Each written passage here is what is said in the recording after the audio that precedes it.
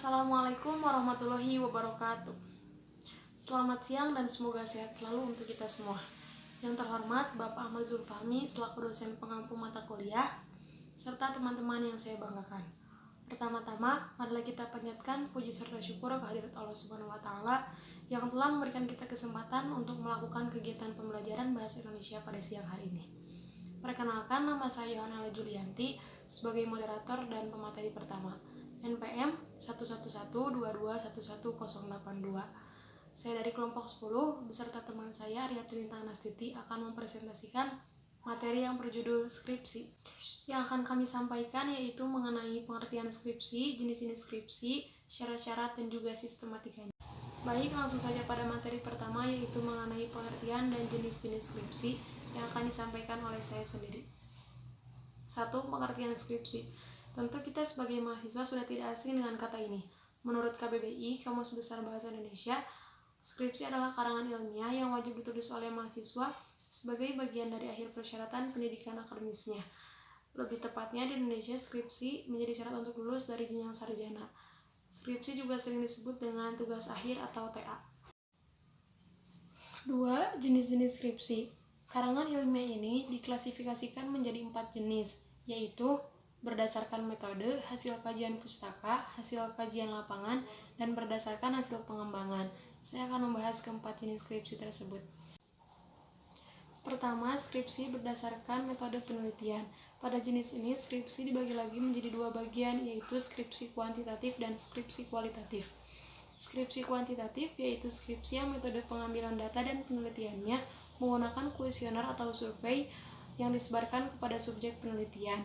Adapun skripsi kualitatif yaitu skripsi yang metode pengambilan data dan penelitiannya menggunakan metode wawancara dan observasi lapangan secara mendalam. Kedua, skripsi berdasarkan hasil kajian pustaka. Skripsi ini berisi pembahasan suatu topik atau suatu hal yang dilakukan untuk pemecahan masalah yang didasarkan pada pengkajian secara kritis dan mendalam terhadap bahan pustaka yang relevan. Biasanya data yang diperoleh dari penelitian ini disebut dengan data sekunder. Ketiga, skripsi berdasarkan hasil penelitian lapangan. Jenis ini berpijak pada pengumpulan data empiris di lapangan. Biasanya data penelitian lapangan ini disebut dengan data primer. Keempat, skripsi berdasarkan hasil pengembangan. Penelitian pengembangan merupakan rancangan kegiatan untuk memecahkan masalah di lapangan dengan memanfaatkan konsep, teori, temuan, atau prinsip penelitian yang relevan. Langsung saja pada materi kedua yaitu mengenai syarat-syarat skripsi dan sistematikanya yang akan disampaikan oleh teman saya, Aryati Lintang Nastiti. Kepadanya dipersilakan. Perkenalkan, nama saya Aryati Lintang Nastiti. Di sini saya akan menjelaskan materi selanjutnya, yaitu materi syarat-syarat skripsi dan sistematika skripsi. Syarat-syarat skripsi terbagi menjadi 4 bagian. 1. Persyaratan pengajuan skripsi yang di dalamnya termasuk telah lulus minimal 100 SKS dengan IPK kurang lebih 2,75 dan nilai C maksimal 4 mata kuliah, tidak boleh ada nilai D dan E. Mencantumkan skripsi dalam KRS, sudah pernah mengikuti seminar proposal skripsi, dan memenuhi persyaratan lain yang telah ditetapkan oleh fakultas atau program studi. 2. Pelaksanaan dan penyusunan laporan skripsi, yang di dalamnya termasuk skripsi dengan bobot 6 SKS maksimal dilaksanakan dalam waktu penyusunan semester, termasuk penulisan proposal, pengambilan data lapangan, penyusunan laporan, pembimbingan, seminar, dan ujian. Selama pelaksanaan penelitian dan penyusunan laporan, mahasiswa harus melaporkan dan berkonsultasi dengan dosen pembimbing minimal 1 kali dalam 1 bulan. Dosen pembimbing bersama mahasiswa yang dibimbing berkewajiban untuk mengusahakan proses penyelesaian laporan skripsi berdasarkan waktu yang telah ditentukan dan mengisi buku konsultasi. Pelaksanaan skripsi dilaksanakan secara bertahap berdasarkan rencana kerja atau proposal yang telah disusun. 3. Persyaratan ujian skripsi, yang di dalamnya termasuk terdaftar sebagai mahasiswa aktif pada saat ujian skripsi, telah menyelesaikan semua mata kuliah, telah lulus KKL, PKN atau KP dan KKN, dan mengumpulkan naskah skripsi yang dijilid soft cover berwarna merah atau sesuai dengan bendera fakultas sebanyak 3 eksemplar, dimasukkan ke dalam map warna merah. Untuk display produk, menyiapkan konsep dan profil, Mengumpulkan ringkasan naskah kurang lebih 15-20 halaman. Tugas akhir atau skripsi dalam bentuk printout dan soft file untuk dicek plagiasi sebagai pendamping ujian. 4.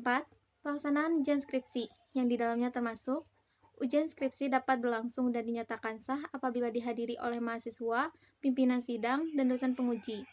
Jika ujian terpaksa ditunda, maka lama waktu penundaan tidak boleh lebih dari 2 minggu dari jadwal sebelumnya. Semua berkas atau dokumen yang terkait dalam pelaksanaan ujian skripsi harus disediakan oleh program studi. Lanjut materi sistematika skripsi. Sistematika skripsi secara garis besar terbagi menjadi 3 bagian, yaitu bagian awal, pokok, dan akhir. 1. Bagian awal. Bagian awal skripsi menjelaskan pengenalan dan pengesahan skripsi.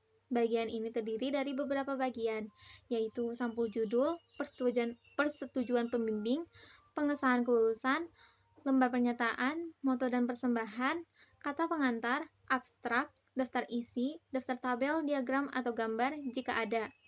2. Bagian pokok. Bagian pokok terdiri dari 5 bab yang menjadi jantung dari skripsi. A. Bab 1. Bab 1 merupakan pendahuluan yang berisi latar belakang, rumusan masalah, tujuan penelitian, manfaat penelitian, dan sistematika penulisan. B. Bab 2. Bab 2 terdiri dari 2 bagian, yaitu tinjauan pustaka dan landasan teoretis. C. Bab 3. Bab 3 merupakan penjelasan metodologi dari penelitian skripsi. Bab 3 terdiri dari pendekatan penelitian, sumber data penelitian, metode dan teknik pengumpulan data, metode dan teknik analisis data, metode penyajian hasil analisis data. D. Bab 4. Bab 4 adalah inti dari bagian skripsi. Bab ini merupakan penjabaran dari hasil analisis penelitian skripsi. E. Bab 5. Bab 5 merupakan penutup dari kelima bab, yang terdiri dari 2 bagian, yaitu kesimpulan dan saran. 3. Bagian akhir. Bagian akhir merupakan penutup dari skripsi yang terdiri dari 2 bagian, yaitu daftar pustaka dan lampiran. Kesimpulannya adalah karya tulis ilmiah hasil penelitian mahasiswa strata 1 atau S1 yang membahas hasil penelitian sesuai dengan kaidah penelitian dan aturan laporan skripsi. Skripsi tidak hanya karya tulis ilmiah saja. Tentu dengan menulis karya ilmiah satu ini bukan sekedar tugas kuliah atau syarat kelulusan. Ada tujuan di balik mengapa mahasiswa dituntut mampu untuk menyelesaikan tugas akhir. Dengan menyusun skripsi, mahasiswa diharapkan dapat berpikir secara logis dalam menguraikan serta menyelesaikan suatu permasalahan dan menyusunnya ke dalam bentuk laporan yang tersusun dan sistematis. Karena bukanlah hal yang mudah dalam memahami suatu permasalahan, melakukan penelitian, menganalisis, mendapatkan hasil penelitian, dan menyusunnya ke dalam bentuk laporan. Demikian presentasi kelompok kami. Mohon maaf bila banyak kesalahan dan terima kasih atas perhatiannya. Wassalamualaikum warahmatullahi wabarakatuh.